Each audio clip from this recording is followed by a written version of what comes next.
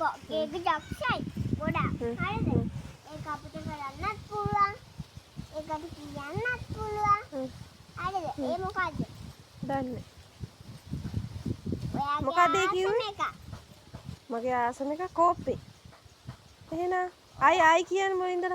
ඒක ඔව්. ගොඩාක් උසයි. ඔව්. කොටයි දිගයි එහෙම. ගොඩාක් උසයි දිගයි කොටයි. ඔව්. හරිද?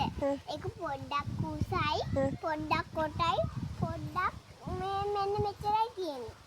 හරිද? ඒක ගොඩාක් තියෙනවා. හරිද? ඒකේ කාලා තියෙනවා. හරිද? මොන කලරේක? ඒක කලර් තියෙනවා. නම් ගන්නත් පුළුවන් අපිට. මොනවද? මිරිස් කුඩු. ලුණු. රෝන්. ඒක ඔයාගේ ආසම එක. සෝස්. ඔයාගේ ආසම එක. මේකප් බඩු. දම්නේ. ඈ? ඔයාගේ දම්මාස. ඔයාගේ ඒකේ දම් නෙමෙයි. නැහැ දම් පාට කරන එකේ. ඒක නෙමෙයි දම් පාටමයි තියෙන්නේ.